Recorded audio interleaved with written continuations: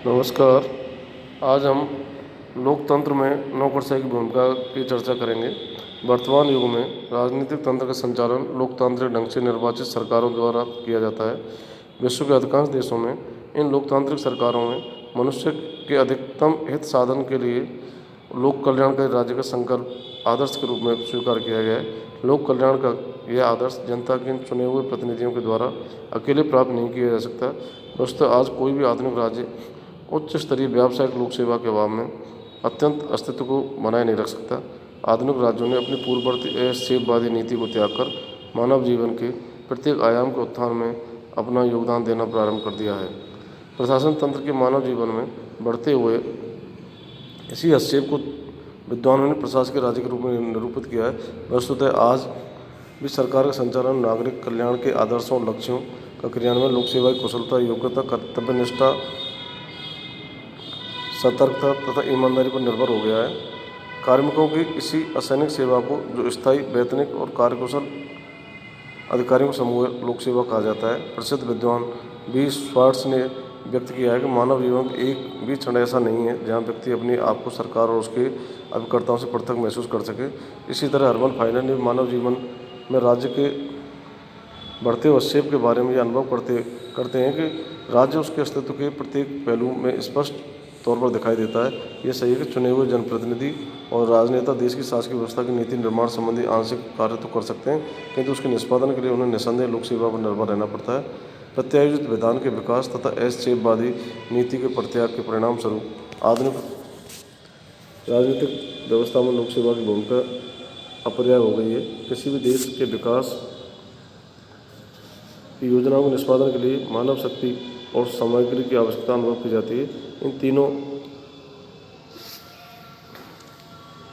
तीनों में मनुष्य मानव शक्ति अन्य दो तत्वों की तुलना में किसी भी संगठन की गुणात्मकता को प्रभावित करने में सर्वाधिक सक्षम होती है। फेरेल लैंडी ने भी लोक सेवा के बारे में यह मत व्यक्त किया है कि प्रभावी नौकरशाही जिसमें उत्साही और आधुनिक अभियान हो प्रगति के लिए अनिवार्य पूर्वापेक्षा है।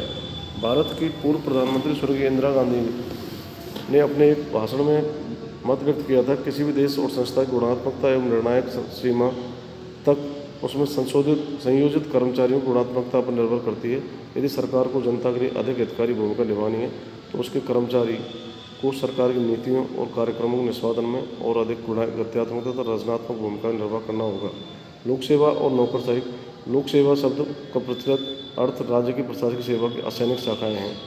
ब्रिटेन में शब्द की परिभाषा दी गई, राजनीतिक या न्यायिक पदाधिकारी अतिरिक्त राज्य के वे सेवक जो असैनिक रूप से सेवायोजित हों और जिनका पारिश्रमिक पूर्णतः या प्रत्यक्षतः उस धनराशि से दिया जाता है जो संसद द्वारा इस हेतु स्वीकृत की गई है।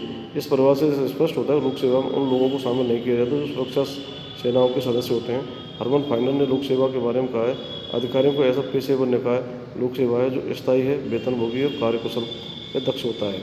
इस प्रकार लोक सेवा से उपरक्त किसी भी राज्य की सरकार में कार्यरत समस्त पदाधिकारियों उच्चतम स्तर पर सचिव से लेकर कनिष्ठतम कर्मचारियों को माना जा सकता है। दूसरे शब्दों में यह कहा जा सकता है कि लोकतांत्रिक तरीके से निर्वाचित प्रतिनिधि नीतियों के निर्माण और निरूपण का कार्य करते हैं, जबकि लोक सेवा इन राजनीतिक नीति निर्माताओं द्वारा विनिर्मित नीतियों और कार्यक्रमों को न केवल निष्पादित करते हैं अपितु नीति निर्माण के लिए आवश्यक सूचनाएं और आंकड़े भी उपलब्ध कराती है। सामान्य इसी लोक सेवा नौकरशाही के नाम से संबोधित करते हैं, किंतु नौकरशाही लोक सेवा में किंचित तकनीकी अंतर है। नौकरशाही शब्द का प्रयोग कुछ भिन्न अर्थों को संसूचित करता हुआ प्रतीत होता है। वस्तुतः लोक सेवा की कार्य प्रणाली में जब कुछ बुराइयां जैसे अकार्यकुशलता, अमानवीय दृष्टिकोण, लाल फीताशाही, देरी, जटिलता, धीमापन, लक्ष्य और साधे की अपेक्षा साधन या प्रक्रिया के पालन पर अधिक बल दिया जाने लगे, तब उसे नौकरशाही की संज्ञा दी जाने लगती है। जिस प्रकार अर्थशास्त्र में मूल्य और कीमत में सामान्यतः कोई भेद नहीं दिखाई देता, किंतु दोनों में तनिक या तकनीकी अंतर है, उसी प्रकार लोक प्रशासन में लोक सेवा और नौकरशाही में मूल उत्तरदायित्वों संबंधी कोई अंतर नहीं होते हुए भी दोनों शब्दों के उच्चारण मात्र से इंगित अंतर ध्वनित होने लगता है। नौकरशाही का अर्थ एवं परिभाषा। ब्यूरोक्रेसी शब्द का प्रयोग सर्वप्रथम फ्रांस के अर्थशास्त्र अर्थशास्त्री विंसेंट डी गॉर्डने ने किया था। मूल रूप में अंग्रेजी शब्द ब्यूरोक्रेसी फ्रांसीसी भाषा के शब्द ब्यूरो से बना है। इसका अर्थ है लिखने की मेज या डेस्क। इस शब्द का अनेक अर्थों में प्रयोग किया जाता है। सरल शब्दों में यदि व्यक्त किया जाए तो सरकारी सेवा में कार्य करने वाले अधिकारियों या कर्मचारियों के सामूहिक नाम है। कुछ लोग ऐसे कर्मचारियों को समूह मानते हैं जिन पर लोकमत का नियंत्रण न हो। विभिन्न समूहों ने नौकरशाही की जो परिभाषाएं दी हैं उनके अध्ययन से स्पष्ट होता है कि नौकरशाही के अर्थ के संबंध में दो विचारधाराएं प्रचलित हैं। यानी एक विचारधारा नौकरशाही को बुराई के रूप में परिभाषित करती है, जिसे परंपरावादी विचारधारा कहा जा सकता है। एक दूसरी विचारधारा नौकरशाही को एक अच्छाई के रूप में परिभाषित करती है, जिसे आधुनिक विचारधारा कहा जा सकता है। दोनों विचारधारा संबंधित प्रमुख परिभाषाएं इस प्रकार हैं। एनसाइक्लोपीडिया ब्रिटेन का ब्यूरोक्रेसी शब्द ब्यूरो अथवा विभाग में प्रशासकीय शक्ति के केंद्रित होने तथा राज्य के क्षेत्राधिकार से बाहर के विषयों में अधिकारियों के अनुचित हस्तक्षेप को व्यक्त करता है। जॉन ए वीक कहते हैं विकृत एवं प्रयास के कारण ब्यूरोक्रेसी शब्द का अर्थ काम में घपला, मनमानी, अपव्यय, हस्तक्षेप तथा वर्गीकरण माना जाने लगा है। प्रोफेसर लास्की कहते हैं नौकरशाही का हास्य उस व्यवस्था से इसका पूर्ण रूप में नियंत्रण उच्च अधिकारी हाथों में होता है और जो इतने स्वेच्छाचारी हो जाते हैं उन्हें नागरिकों की निंदा करते समय भी संकोच नहीं होता है। आधुनिक विचारधारा पॉल एच एपलबी के अनुसार नौकरशाही तकनीकी दृष्टि से कुशल कर्मचारियों का एक व्यावसायिक वर्ग है जिसका संगठन पद सोपान के अनुसार किया जाता है और वो निष्पक्ष होकर राज्य का कार्य करते हैं। कार्ल फ्रेडरिक नौकरशाही उन लोगों के पद सोपान कार्यों के विशेषीकरण तथा उच्च स्तरीय क्षमता से युक्त संगठन है जिन्हें इन पदों पर कार्य करने के लिए प्रशिक्षित किया जाता है। एफ.एम. मार्क्स के अनुसार नौकरशाही पद सोपान, क्षेत्राधिकार, विशेषीकरण, व्यावसायिक प्रशिक्षण, निश्चित वेतन एवं स्थायित्व जैसी विशेषताओं से युक्त एक संगठन है। इस प्रकार नौकरशाही संबंधित परिभाषाओं के अर्थ में विभिन्नता है, लेकिन इस संबंध में यह कहा जा सकता है नौकरशाही एक ऐसी प्रशासकीय व्यवस्था है जो सार या प्रशासन के लक्ष्यों की अपेक्षा प्रक्रिया पर अधिक बल देती है। एफ.एम. मार्क्स ने नौकरशाही के संबंध जो मत व्यक्त किए हुए पूर्णतः सटीक प्रतीत होता है। उसने कहा है करोड़ों लोगों ने नौकरशाही शब्द सुना है, किंतु जिस किसी ने भी सुना है वह या तो उसके प्रति शंकालु है अथवा वह समझता है नौकरशाही शब्द किसी न किसी बुरी बात से संबंधित है। यदि पूछे जाने पर वह इसका अर्थ बताए जाने से कतराए, किंतु यह अवश्य कह देगा इसका मतलब कोई बुरी बात है। विभिन्न विद्वानों ने नौकरशाही को विभिन्न अर्थों में देखा है। एफ.एम. मार्क्स ने 4 अर्थों को उल्लेख किया है जिनमें विभिन्न विद्वानों ने नौकरशाही शब्द का प्रयोग किया है। नौकरशाही एक विशेष प्रकार के संगठन के रूप में मार्क्स के अनुसार नौकरशाही एक ऐसा विशेष प्रकार का संगठन है जो सरकारी नीति को क्रियान्वित करने के लिए उत्तरदायी होता है। नौकरशाही के इसी अर्थ को पेफनर ने भी इस प्रकार व्यक्त किया है कृत्यों के एक विशेष प्रकार के व्यवस्थित संगठन को जो सामूहिक प्रयत्न के उद्देश्यों को सबसे अधिक प्रभावशाली ढंग से प्राप्त कर सकता है नौकरशाही कहते हैं। संगठन के अच्छे प्रबंधन में बाधक एक व्याधि के रूप में लॉस्की एवं जॉन बील ने नौकरशाही की उन विशेषताओं जिनके कारण नौकरशाही एक व्याधि के रूप में दिखाई देती है का उल्लेख किया है। इन प्रमुख विशेषताएं हैं जैसे प्रशासन में दैनिक कार्यों का बल, नियमों की तुलना में लचीलेपन का उत्सव, निर्णय में विलंब, मनमानी, अतिव्यय तथा नवीन प्रयोगों में अनास्था इत्यादि। इस तरह कठोरता, यंत्रबद्धता, अमानवीयता, औपचारिकता, दम, आत्मोन्नति व आत्महीनता आदि नौकरशाही के प्रमुख लक्षण माने जाते हैं। इन गुणों या अवगुणों के कारण नौकरशाही अच्छे प्रबंधन बाधक व्यवस्था के रूप में मानी जाती है। नौकरशाही बड़ी सरकार के रूप में आज का युग बड़ी संस्थाओं का युग है।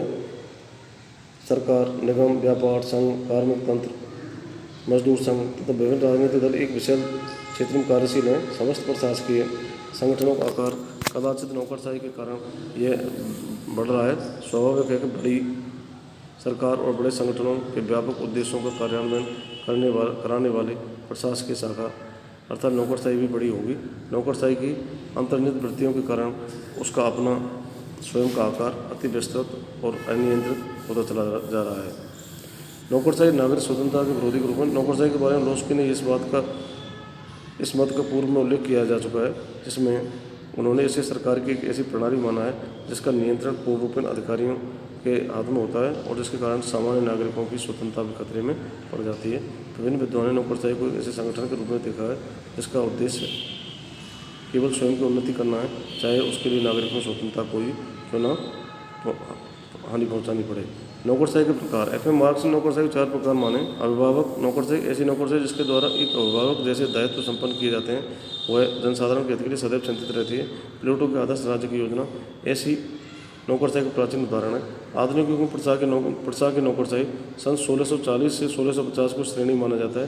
प्रजा की इस नौकरशाही में राज्य के हित में समर्पित एकीकृत और संतुलित प्रशासकीय व्यवस्था, शिक्षित एवं योग्य प्रशासक, राजतंत्र और मध्यम वर्गीय का समन्वय, सजग राजतंत्र के मूल्यों से संगत जनभावनाओं के प्रति अनुत्तरदायित्व के गुणों का उल्लेख किया जाता है। जातीय नौकरशाही ऐसी नौकरशाही जो उन लोगों के वर्गीय संबंध से उत्पन्न होती है जो शासन व प्रशासन के उच्चतम व प्रमुख पदों पर होते हैं। इसमें वे ही व्यक्ति नियुक्त किए जाने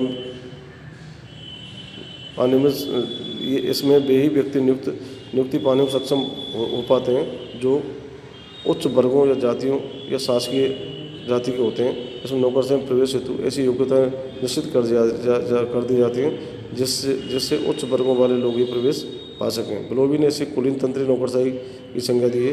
पद एवं जाति में अंतर संबंध, सेवा अथवा पद का एक परिवार से जुड़ जाना इस प्रकार की नौकरशाही के लक्षण माने जाते हैं। मार्क्स ने इस प्रकार की नौकरशाही को पुरातन उदाहरणों में रोमन साम्राज्य तथा अर्वाचीन उदाहरणों में जापान के मेजी संविधान के अंतर्गत नौकरशाही का उल्लेख किया है। नंबर 3, संरक्षण नौकरशाही। इसे लूट प्रणाली पर आधारित माना जाता है। इसमें लोक सेवकों को नियुक्ति योग्यता के आधार पर नहीं बल्कि नियोक्ता से उसके राजनीतिक संबंधों के आधार पर होती है। पहले अमेरिका में प्रत्येक नवनिर्वाचित राष्ट्रपति पुराने अधिकारियों को सेवा मुक्त कर उन पदों पर अपने राजनीतिक समर्थकों को नियुक्त कर देता था। इन नियुक्तियों में शैक्षणिक व्यावसायिक योग्यता को कोई महत्व नहीं दिया जाता था तथा कार्मिकों से राजनीतिक कार्यक्रमों के लिए निष्ठा प्रतिबद्धता की अपेक्षा की जाती थी। इसमें प्रशासन तंत्र अपने राजनेताओं को प्रसन्न करने का प्रयत्न करता रहता था। योग्यता पर आधारित नौकरशाही ऐसी व्यवस्था जिसमें नियुक्तियां योग्यता के विशुद्ध आधार पर हों, योग्यता की जांच परीक्षा द्वारा हो, कार्यकालीन सुरक्षा हो, निर्धारित वेतन हो, निष्पक्ष कार्य संचालन हो, संविधान के प्रति निष्ठा आदि का पालन होता हो, उसे योग्यता पर आधारित नौकरशाही कहा जाता है। आधुनिक विश्व के अधिकांश लोकतांत्रिक देशों में संरक्षण नौकरशाही के विरुद्ध प्रतिक्रियात्मक इस पद्धति को स्वीकार किया गया है। धन्यवाद।